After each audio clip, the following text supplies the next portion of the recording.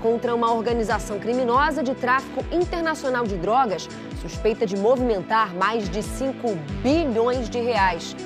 Uma mãe que teve atendimento para a filha negado no hospital de Planaltina, em Brasília, é presa por policiais militares. Agora eles serão investigados. 2 de julho é dia de celebrar a independência do Brasil na Bahia. E ainda, o mês de junho acabou, mas em Aracaju as festas de São João continuam. Terça-feira, dia 2 de julho, agora no Brasil TV.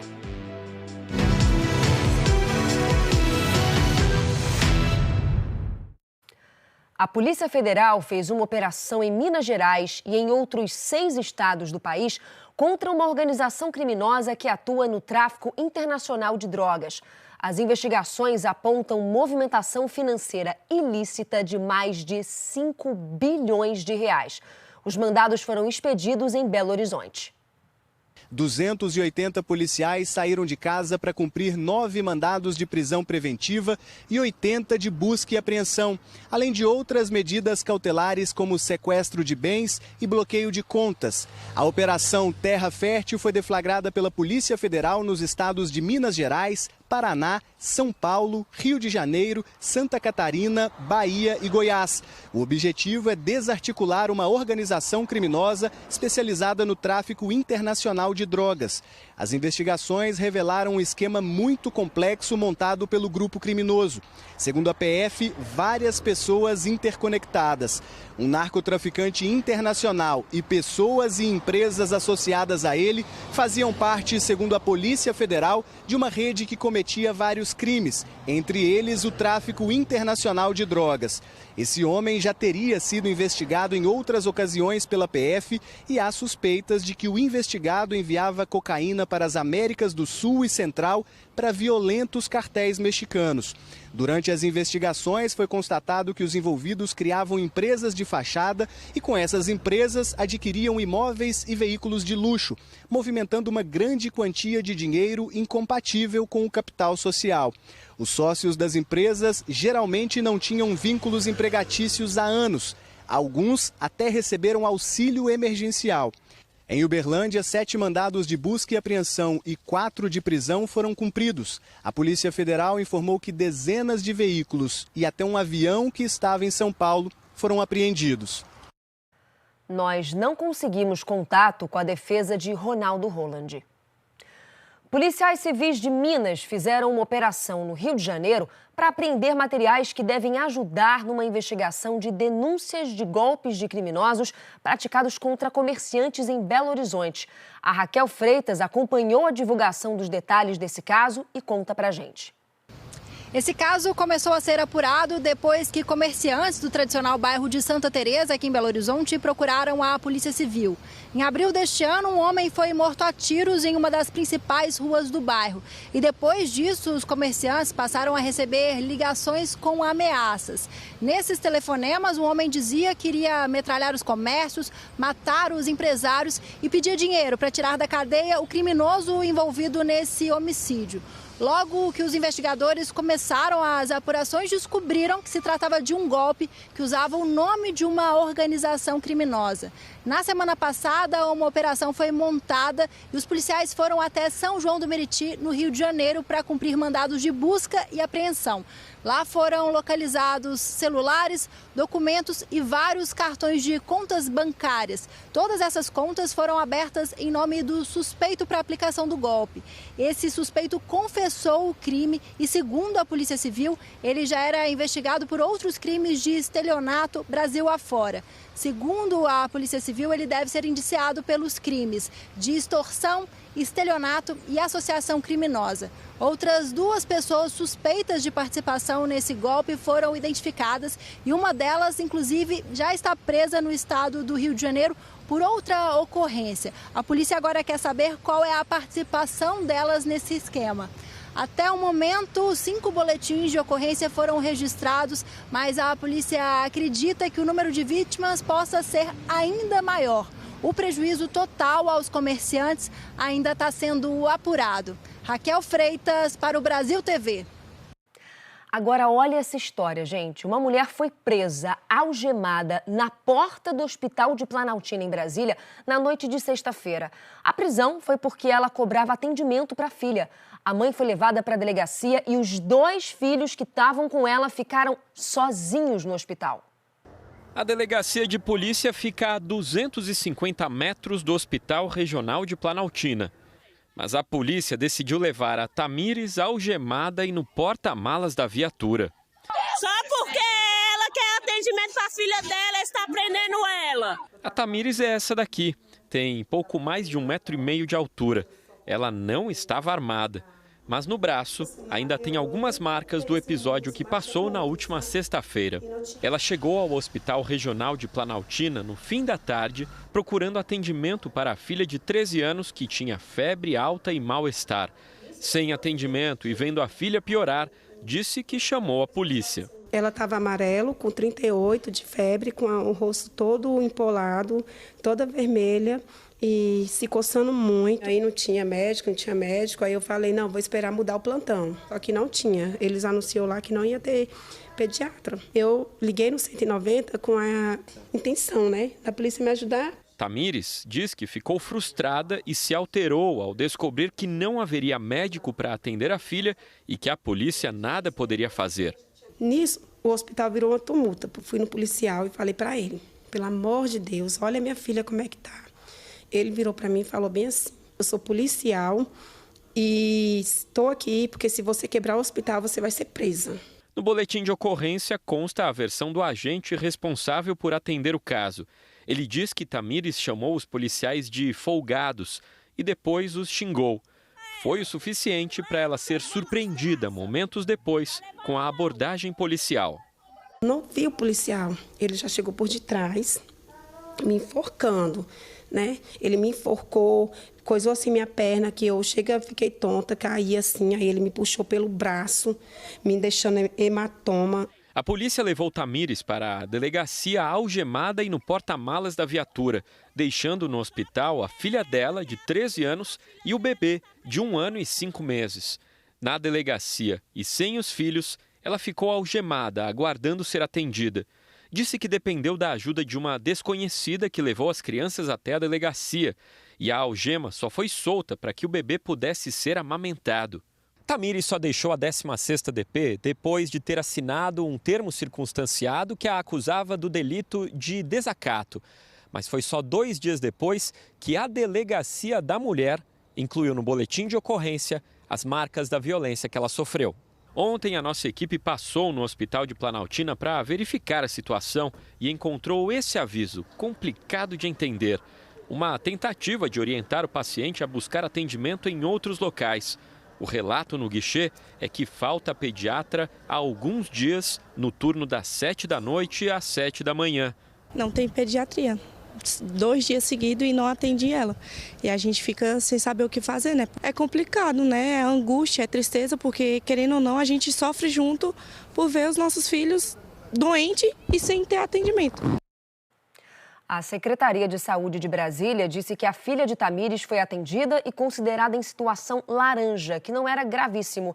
E que, como havia apenas um médico no plantão, só casos graves, situação vermelha, recebiam atendimento. Mas a secretaria não explicou por que o hospital tinha só um médico no horário. Já a Polícia Militar disse que foi chamada pela direção do hospital para conter uma paciente que estaria alterada e que quando os policiais chegaram, ela teria xingado os PMs e por isso foi presa por desacato. Ainda segundo a PM, a Tamires foi apenas contida porque estava muito alterada, mas que abriu uma sindicância para apurar os fatos. Sobre o fato de ter deixado as crianças no hospital na hora da prisão, a PM disse que os policiais não viram nenhuma criança com a mulher. Moradores do bairro Industrial, em Contagem, Minas Gerais, reclamam de problemas frequentes com os chamados rolezinhos de moto. Esses encontros acontecem geralmente à noite ou de madrugada e geram uma barulheira danada. Em postagens nas redes sociais, eles exibem o risco com manobras perigosas. Este vídeo mostra um grupo sendo perseguido por uma viatura da PM, em alta velocidade e fazendo muito barulho. E tem até moto-entregadores entrando no movimento perigoso do rolezinho. Alguns desses flagrantes foram feitos aqui no bairro Industrial, em Contagem. Segundo os moradores, desde dezembro do ano passado, grupos de motociclistas marcam encontros aqui na Avenida Coronel Benjamin Guimarães. E não importa o dia da semana, à noite ou de madrugada, eles estão tirando o sossego de todo mundo. Este morador, que não quer se identificar, diz que não sabe mais o que fazer. A gente não dorme, né? A gente fica irritado. O tempo todo a gente fica aqui até 2, 3 horas da manhã sem dormir, a gente não consegue descansar, a gente acorda cedo para trabalhar e a gente dorme 2, 3 horas por noite. A menos de 1 quilômetro da avenida tem um batalhão da Polícia Militar. A polícia fala que não tem como eles fazerem nada porque eles estão de carro e os meninos estão de moto, que os meninos entram no beco, pula passeio e que eles não conseguem alcançar. Que eles correm atrás, mas em algum momento eles perdem eles de vista, que fica sem saber o que fazer. Na avenida, por medo, ninguém quis dar entrevista, mas os moradores confirmaram que tem gente indo embora por causa do barulho. Teve um morador que mudou daqui por causa de barulho. Morou 30 dias, falou que comprou até colchão inflável para dormir na sala, para ver se amenizava. E não consegue dormir, deu 30 dias ele mudou. A gente fica irritado e não dorme e preso dentro de casa. Porque a gente sair também, né, eles ficam debochando da nossa cara e é até um perigo, porque eles passam em alta velocidade aqui na avenida. A gente nem sabe quando a gente pode atravessar com segurança ou não. A Polícia Militar de Minas Gerais disse que não identificou registros específicos de chamadas ou boletins de ocorrência relacionados aos rolezinhos, mas disse que está ciente de que eventos dessa natureza ocorrem eventualmente na cidade. Não respondeu sobre o que está sendo feito para fiscalizar e impedir que esses rolezinhos aconteçam, já que são divulgados nas redes sociais. Milhares de sardinhas apareceram mortas em 2 praias da região metropolitana de São Luís, no Maranhão. A mortandade dos peixes preocupa moradores, pescadores e afasta os banhistas.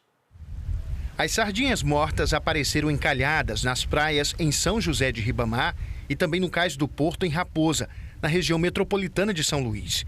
A presença dos peixes chamou a atenção dos moradores, que não viam um fenômeno há pelo menos 3 anos. Pescadores da área suspeitam do uso de redes conhecidas como zangarias. A rede de zangaria é uma rede que ela é botada na praia para pegar camarão.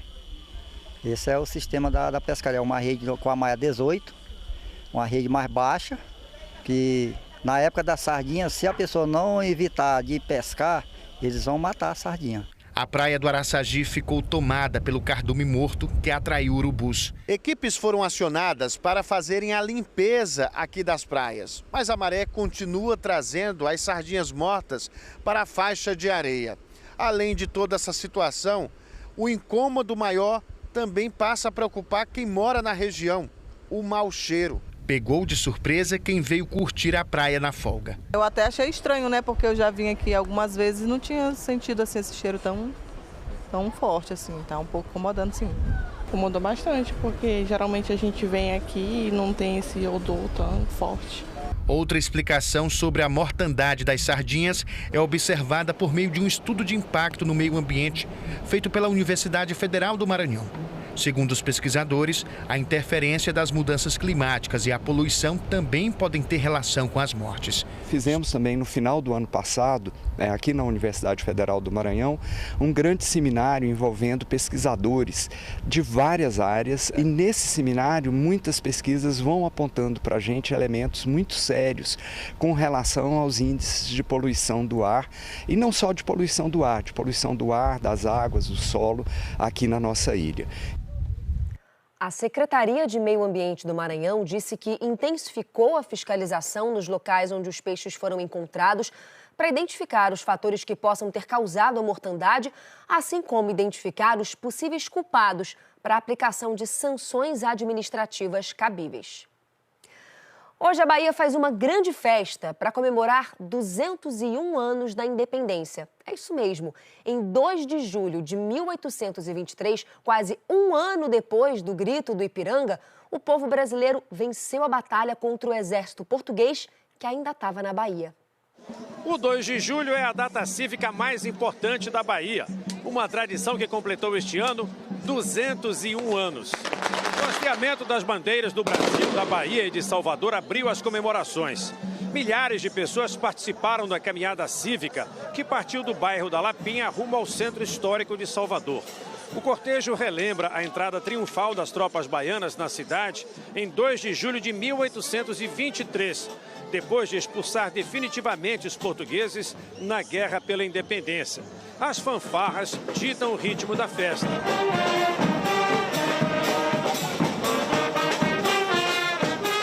Usando um turbante do afoxé Filho Gigante, o presidente Lula esteve nas comemorações pelo 3º ano seguido, acompanhado do governador da Bahia, Jerônimo Rodrigues. O cortejo também tem a participação de militares, associações de classe e grupos folclóricos. Mas é o povo quem lota as ruas do trajeto para ver a passagem dos carros do caboclo e da cabocla, que simbolizam o povo que pegou em armas para libertar a Bahia do domínio português. Mauro Anchieta para o Brasil TV. O presidente Lula sancionou hoje a lei que cria o Dia do Rei Pelé. A data vai ser celebrada em 19 de novembro, mesmo dia em que, em 1969, o rei marcou o 1000º gol. A seguir, tem gente recorrendo aos alimentos com a vitamina C para se prevenir da gripe, hein? Você vai saber quais são as frutas e verduras que podem ajudar a imunidade. É daqui a pouquinho.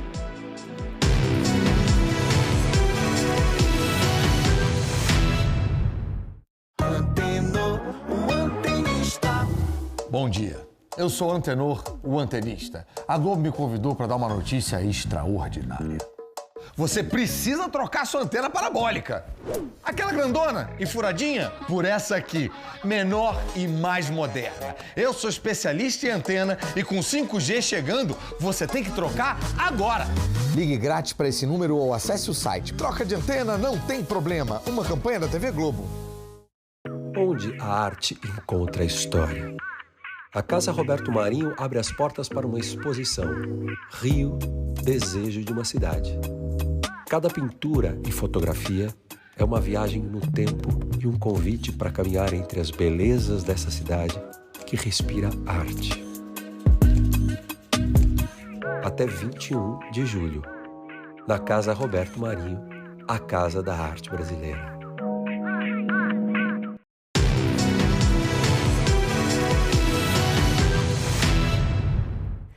Brasil TV de volta falando da massa de ar polar que gelou algumas cidades do sul do país.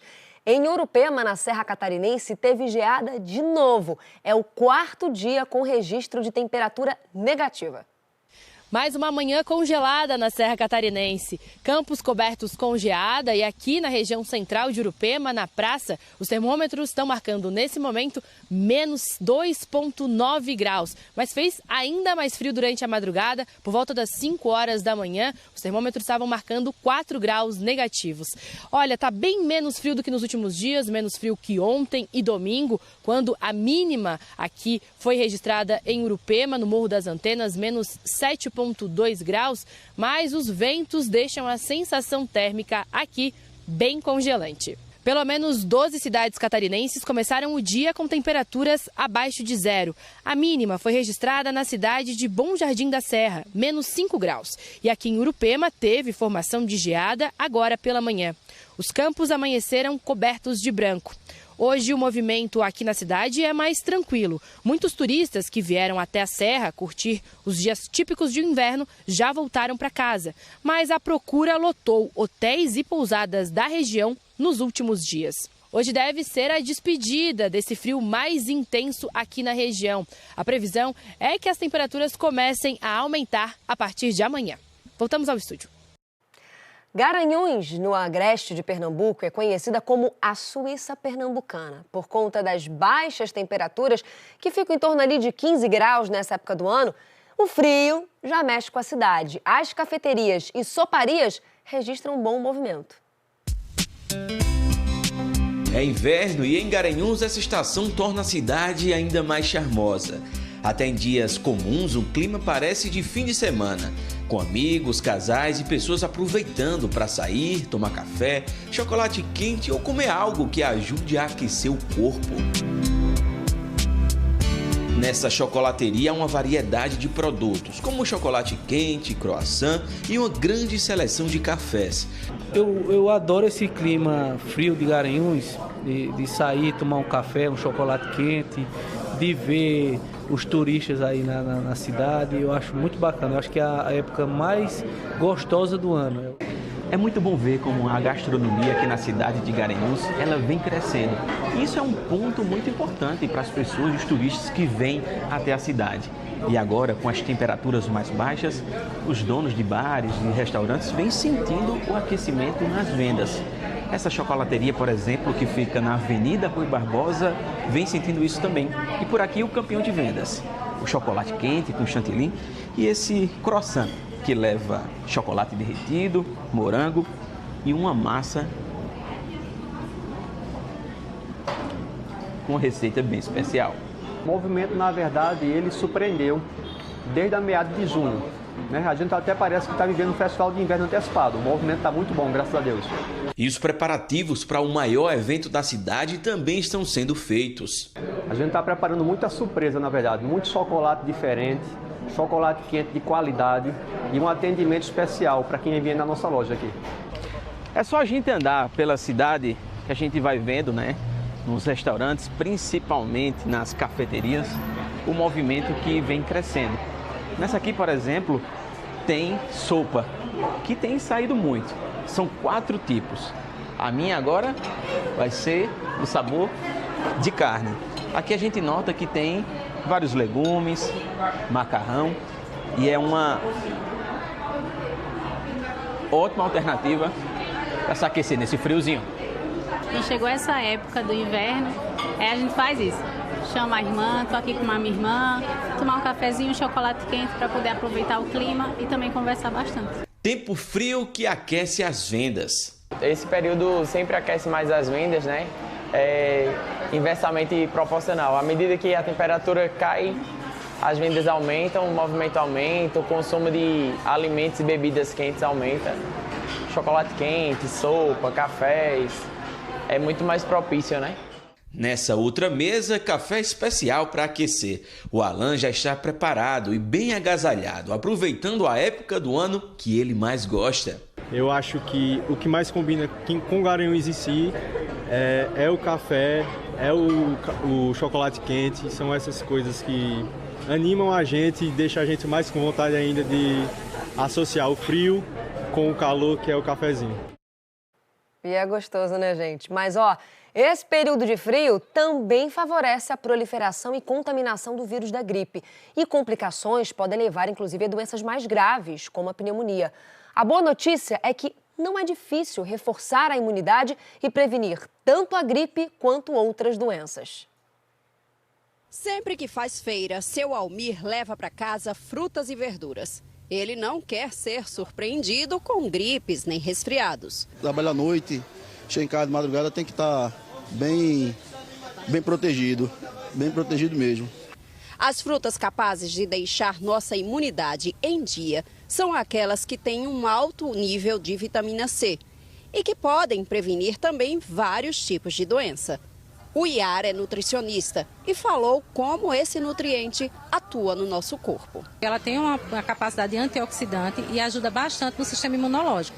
Inclusive, por essa capacidade antioxidante, vai ter um reforço muito grande na prevenção de doenças crônicas, como diabetes, Alzheimer e até mesmo a hipertensão. Ela explicou também como é que nosso organismo absorve tudo isso. É uma vitamina que ela é solúvel em água, tá? Então, no que a gente consome, ela rapidamente é absorvida no nosso intestino, é levada para a corrente sanguínea e vai para os nossos tecidos, que é para o nosso corpo em geral, certo? Então, ela vai promover nessa cascata, como a gente fala, trazendo aí um reforço nessa imunidade e promovendo aí uma melhora nesse sistema imunológico. Geralmente, as pessoas pensam que laranja e limão estão no topo da lista das frutas mais ricas em vitamina C. Elas fazem parte dessa relação, mas existem outras 3 que são as campeãs: acerola, goiaba e caju. Todos os dias, nosso corpo precisa dessa vitamina. Entre as frutas que falamos, você pode usar algumas dessas medidas. 5 gramas de acerola, o que seria uma unidade. 35 gramas de goiaba ou de caju, o equivalente à metade de cada uma delas. 150 ml de puro suco de laranja, ou a fruta inteira. Ou ainda 200 ml de suco de limão puro. O mês de junho terminou, mas os festejos continuam em Aracaju. Por lá, tem um lugar onde forró não para não, hein? É a Rua São João. Parece que junho não foi embora, pelo menos em uma das ruas mais festivas do estado.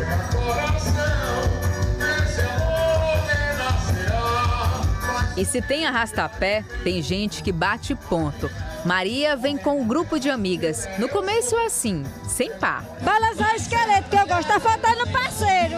Depois ela se ajeita e balança o esqueleto, só que agora acompanhada. No coreto de tantos dançarinos, tem quem de longe dá para notar que é profissional.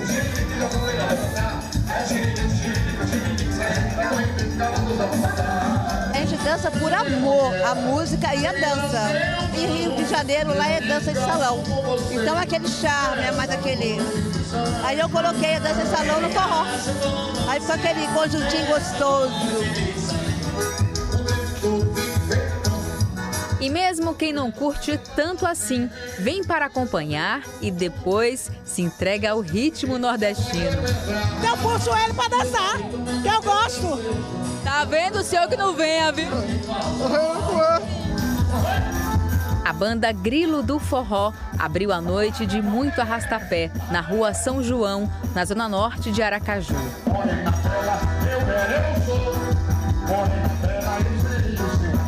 Forró continua, o nosso forró tradicional, o nosso forró pé de serra, porque o forró é a tradição do Nordeste, não é isso? É a nossa cultura. E por que não continuar? E tem forró até dezembro, minha gente. Exatamente no dia 30 de dezembro acontece a última segunda-feira do ano. Então já sabe, ó, tá garantido esse forró aí todo, quadrilha junina. Agora eu só quero saber uma coisa, se você aí vai ter esse fôlego todo. Aguento sim, por que não? Eu gosto de dançar, minha filha. É a minha vida dançar. Eu sou quadrilheira. O Brasil TV fica por aqui. Outras notícias no Jornal Nacional, hoje um pouquinho mais cedo, às 8 da noite, hora de Brasília. Uma ótima noite para você, até amanhã. Tchau, tchau.